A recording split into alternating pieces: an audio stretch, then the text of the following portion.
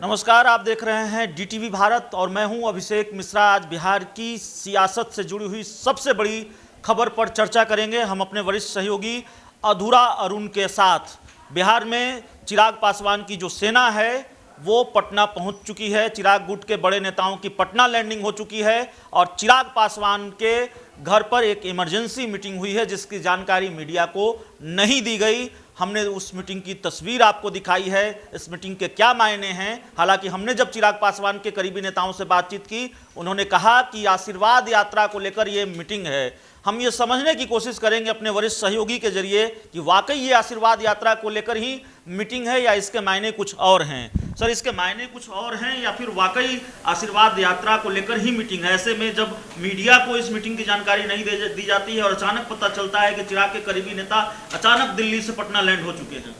देखिए, राजनीति में कोई भी फैसला बताकर नहीं लिया जाता और असली राजनीतिबाज वही होता है जो बिना बताए हुए कई फैसले ले ले। आप केंद्र सरकार की नीतियों को देखें या अन्य किसी भी राज्य की नीतियों को देखें, राजनीतिक पार्टी के संगठन के तौर पर। दूसरी जो सबसे बड़ी बात है, कल चिराग पासवान अहमदाबाद में बीजेपी के बड़े नेताओं से मिलते हैं और उसके बाद आज ये बैठक पटना में होती है।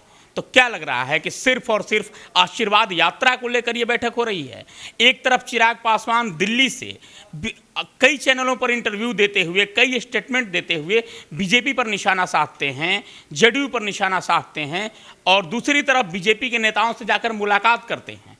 और अब अचानक कल उनकी मुलाकात बीजेपी के बड़े नेताओं से अहमदाबाद में होती है और आज अचानक ये बैठक पटना में उनके आवास पर होती है। सिर्फ और सिर्फ ये आशीर्वाद यात्रा को लेकर बैठक नहीं है, ये बैठक एक परिणाम सामने लाएगी और क्या परिणाम लाएगी ये तो आने वाले वक्त में पता चलेगा। चिराग पासवान आज उस जगह पर खड़े हैं जहां पुराने सहयोगी बीजेपी को छोड़ना वाकई उनके लिए आसान नहीं है, लेकिन बीजेपी ने परिस्थितियां, चिराग पासवान ने जो कुछ कहा है, हम नहीं कर रहे, चिराग पासवान ने जो कुछ भी कहा है उस हिसाब से बीजेपी ने परिस्थितियां चिराग के लिए ऐसी पैदा कर दी हैं कि शायद चिराग को ये सोचना पड़ेगा कि अब साथ छोड़ने का वक्त आ गया है। दूसरी तरफ आरजेडी ने दोस्ती का हाथ बढ़ा दिया है। तो चिराग पासवान के पास विकल्प मौजूद है, एक बेहतर विकल्प मौजूद है। चिराग पासवान के नेता भी लगातार ये कह रहे हैं कि हम जिधर जाएंगे पलड़ा उसका भारी हो जाएगा। लगता है कि बीजेपी पूरी तरह से चिराग पासवान का हाथ झटक देगी या फिर कोई बीच का रास्ता निकल जाएगा, क्योंकि बीजेपी के लिए स्थिति ऐसी थी कि उसे चिराग और नीतीश में से किसी एक को चुनना था। पूरी तरह से नीतीश को चुन लिया है या आप भी कोई संभावना बची हुई है?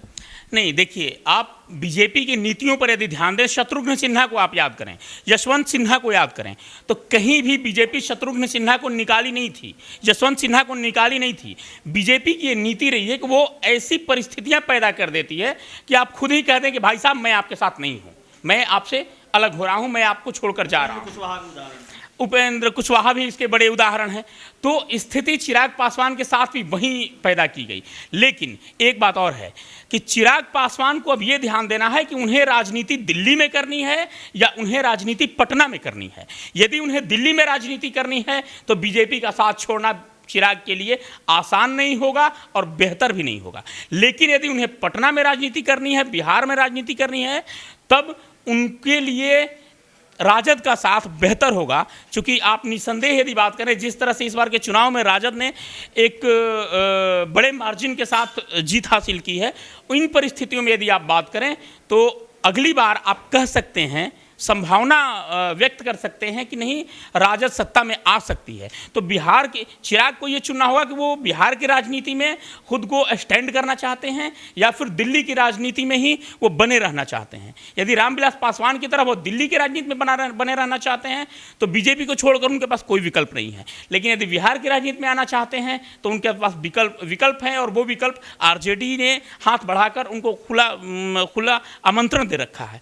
अब जो आप पूछ रहे हैं कि क्या बीजेपी को छोड़ना उनके लिए आसान होगा या नहीं होगा, राजनीति में कुछ भी आसान नहीं होता और राजनीति में कुछ भी मुश्किल नहीं होता। राजनीति इसी का नाम है। यहाँ यदि आपने अपनों को छोड़ दिया तो ही राजनीति कर पाएंगे और गैरों को पकड़ लिया तो भी राजनीति कर पाएंगे। बहुत पेचीदगी है। आखिरी सवाल है इस डिबेट में, हमारा इस चर्चा में हमारा आपसे आखिरी सवाल है, थोड़ा और इसको समझने की कोशिश करते हैं कि बिहार की राजनीति का जो घटनाक्रम है, एनडीए के अंदर जो कुछ भी चल रहा है, लोजपा के अंदर जो चल रहा है वो भी दिख रहा है, एनडीए के अंदर जो चल रहा है वो भी दिख रहा है। नीतीश कुमार और बीजेपी के बीच के रिश्ते भी बहुत सहज नहीं हैं, जेडीयू बीजेपी के रिश्ते भी बहुत सहज नहीं हैं, और कई बार, और अब अरुणाचल के मामले को, अरुणाचल में बीजेपी ने जेडीयू को निपटा दिया, दूसरी चीज़ों को लेकर बीजेपी और जेडीयू का टकराव लगातार सामने आता है। तो इस दोस्ती की भी एक एक्सपायरी डेट है, ऐसा लगता है। अब जब ये दोस्ती भी ज़्यादा दिनों तक नहीं चलने वाली है, इसके संकेत मिलते रहते हैं, वैसे में बीजेपी चिराग, जबकि राजनीतिक नुकसान का खतरा है, चिराग पासवान के पास एक वोट बैंक है, तो नीतीश को पूरी तरह से अपना लेगी, चिराग पासवान को पूरी तरह से छोड़ देगी। चिराग के लिए तो ये फैसला आसान नहीं है, आपने ठीक कहा, बीजेपी को छोड़ना आसान नहीं है, लेकिन क्या बीजेपी के लिए आसान है कि वो चिराग पासवान को छोड़ दे? ऐसे में जब संकेत भी मिल रहे हैं और तेजस्वी यादव ये कह रहे हैं कि 3 महीने में चुनाव हो जाएगा, बिहार में खेला होने की बात लगातार कही जा रही है, वो जो राजनीतिक गणित है जो चिराग पासवान के साथ है, वो जो वोट बैंक है जो शिफ्ट नहीं हुआ है पशुपति कुमार पारस के गुट में, वो अभी चिराग पासवान के साथ ऐसा लगता है कि है। बीजेपी को उससे नुकसान हो सकता है चिराग पासवान का साथ अगर छूटता है। तो क्या कुल मिलाकर ये सब जो गणित है, क्या देख रहे हैं आने वाले दिनों में तस्वीर? चिराग वाकई जा रहे हैं महागठबंधन में, या फिर कोई बीच का रास्ता निकालने? क्योंकि इधर जो आपने बताया कि अहमदाबाद गए हैं और दिल्ली लौटे हैं, उसके बाद अचानक पटना में लैंडिंग हो गई सभी नेताओं की, और एक इमरजेंसी मीटिंग जिसकी जानकारी मीडिया को मिली, तो बहुत एक्शन कल से बहुत बदलाव हुआ है। देखिए, राजनीति में आप देखें तो एक चीज़ है कि बीजेपी खुद को सबसे बड़ी पार्टी मानती है, और है निस्संदेह सबसे बड़ी पार्टी है।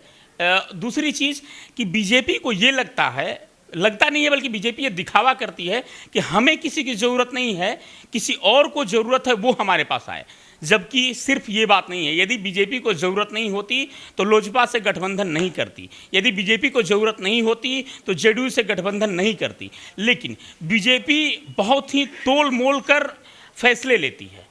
इसके लिए जो शीर्ष नेतृत्व है वो बहुत तोल मोल कर कई तरह के फैसले लिए जाने के लिए प्रसिद्ध है।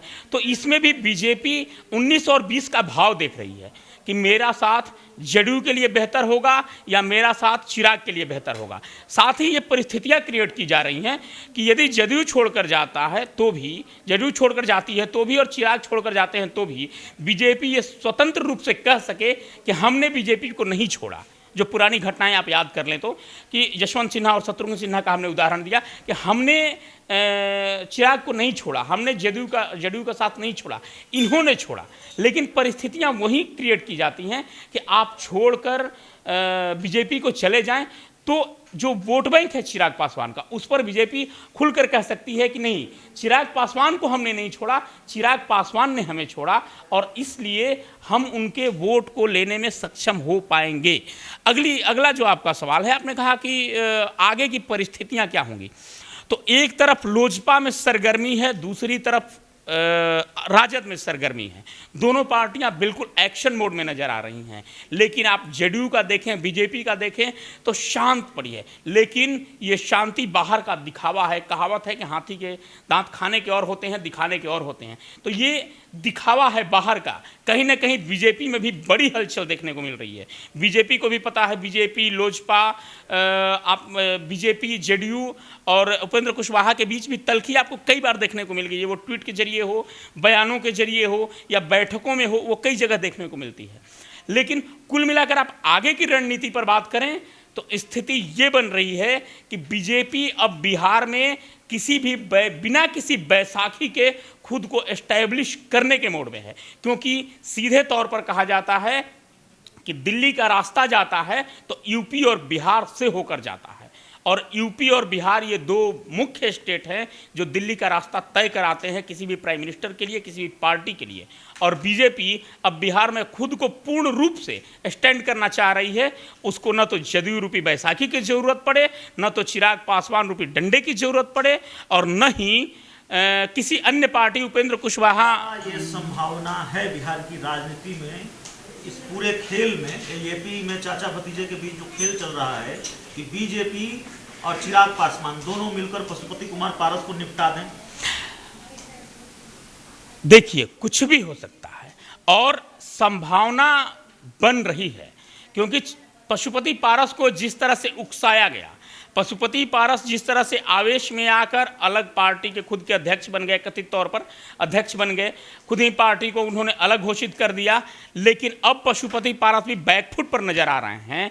कारण यह है कि पशुपति पारस जिस उम्मीद के साथ दिल्ली पहुंचे थे, वो उम्मीद पूरी होती नहीं दिख रही है। बीजेपी ने उन्हें भी कोई मंत्रालय या कोई आश्वासन या किसी बड़े पद या किसी भी सांगठनिक तौर पर या संवैधानिक तौर पर किसी भी बड़े पद का ऑफर नहीं दिया है। तो पशुपति पारस को ये लग रहा है कि ऐसा ना हो कि हम लोजपा से भी चले जाएं और बीजेपी में भी पूछ न हो। तो न खुदा मिला न विशाले सनम, न इधर के रहें न उधर के हम, कहीं बीजेपी और चिराग पासवान मिलकर पशुपति कुमार पारस को निपटा न दे। ये खतरा भी पशुपति कुमार पारस पर मंडरा रहा है।